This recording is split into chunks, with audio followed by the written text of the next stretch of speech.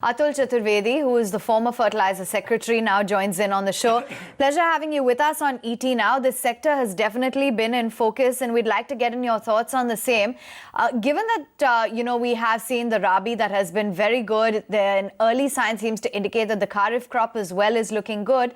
What kind of growth are you expecting all in all for the fertilizer sector this year?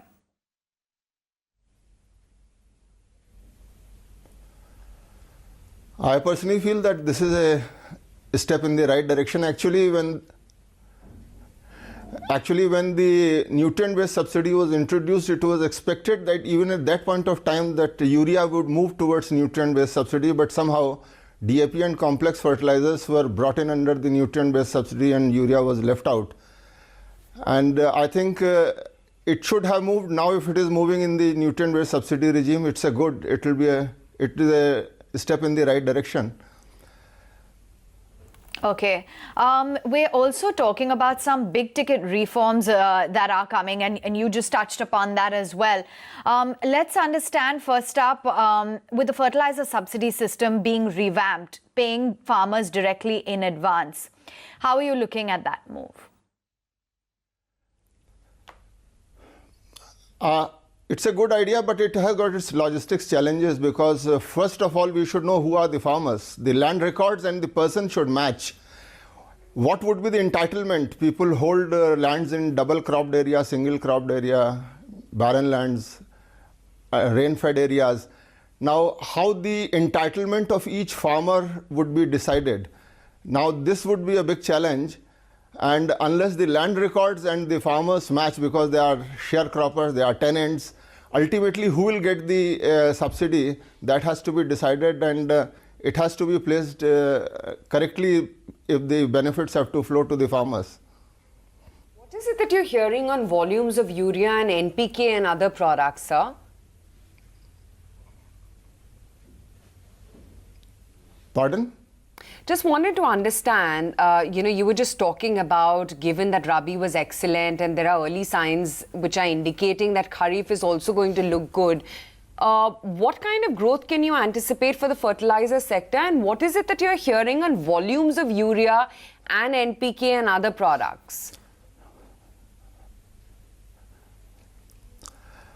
Now, if the urea moves towards nutrient-based subsidies, it will have impact. It will have an impact in the manner that more efficient plants will get better margins, and inefficient plants will lose. There are plants who are not energy efficient and whose cost of production is too high. And today, with the price control, everybody gets the same benefits. But the decontrol, in a sense, that nutrient-based subsidy would definitely have a positive impact on those fertilizer companies which are energy efficient, and their margins will go up. And it was expected even at that point of time that nutrient-based subsidy would help efficiencies, and efficiencies would be rewarded. The word on the street is that deregulation of urea is round the corner, and prices have been kept stable at 5,380 per ton, or 244 per 45 kg for almost 10 years now, but can now almost double to around 400 rupees per 45 kg. The cost of production clearly has risen significantly during the same time. Why has the government taken so long then to consider deregulation in the first place?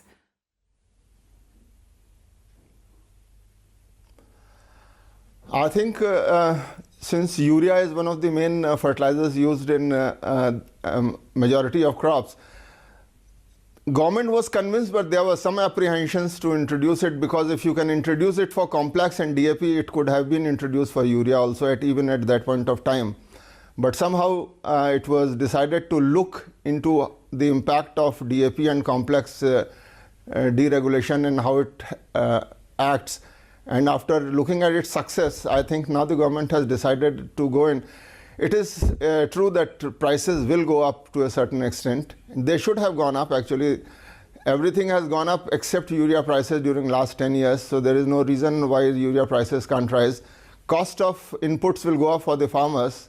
And we expect that ultimately it will be reflected into the prices which they receive at the end of the year. Could you share with us the exact timeline as to when the deregulation of urea would happen? I have no idea because I'm not following it, but if it has had to happen, it should happen in the next financial year or so, something like that. Why do you think it's taken so long, as well? You know, cost of production, of course, continues to rise. Some political compulsion. Yeah, okay. All right, let's talk about DBT. What's the primary issue that it aims to address? Where's the scope for improvement there? What kind of impact will it have on the sector when implemented?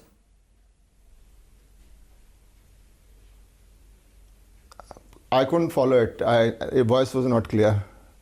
On DBT, I wanted to understand, you know, what the scope of it is and the kind of impact it will have once implemented.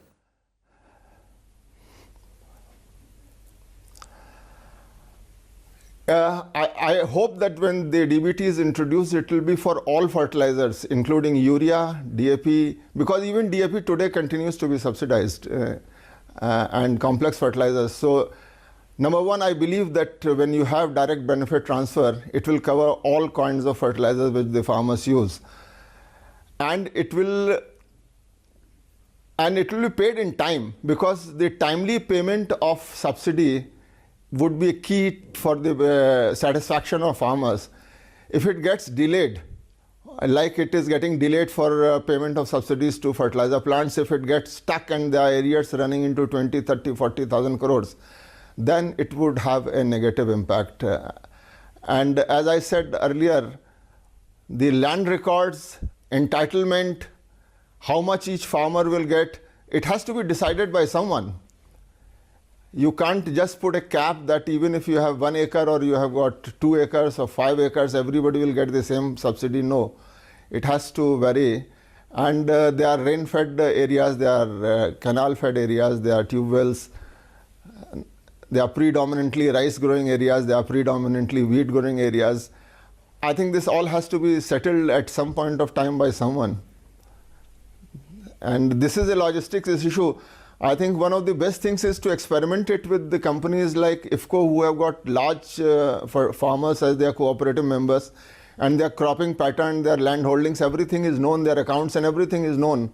It could be implemented through that channel and can see, and if there are any corrections have to be done, it could be done later, and then it can be universalized. Question, Mr. Chaturvedi, how is it that fertilizer companies are then to be re-rated when they have such staggering receivables from the government and have to borrow such huge sums of money to finance operations?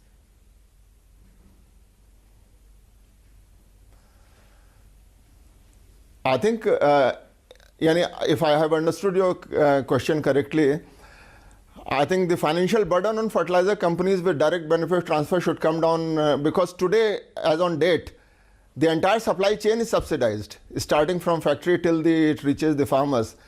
Now the entire supply chain would be free at the free market prices, and ultimately subsidy will go at the last transaction. So fertilizer companies should get tremendous financial benefit. Benefit, but what I meant to say was that there is no one rule for all. I mean, there is a discrepancy into how much who gets. So, there is no one barometer by which you can really judge the receivables they would get from the government.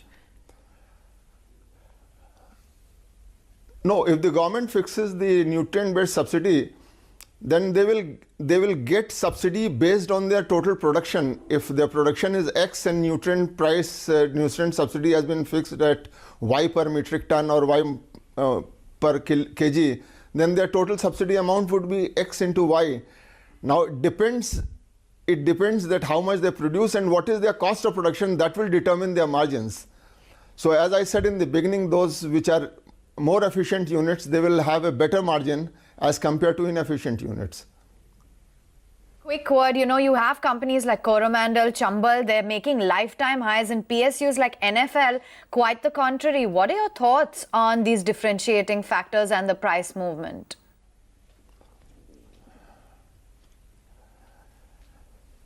There are companies who are extremely energy efficient. I remember Coromandel is there, IFCO is there, Kripco is there, NFL is there, and there are units which are not energy efficient. So they will have to improve, they will have to invest in energy efficiencies if they want to remain in market, otherwise they will have problems. Okay, fair enough. It's been a pleasure having you with us, Mr. Chaturvedi, especially at a time when the sector has been abuzz. There's big ticket reforms that are on the anvil, and of course, talking about that subsidy revamp that is in the works.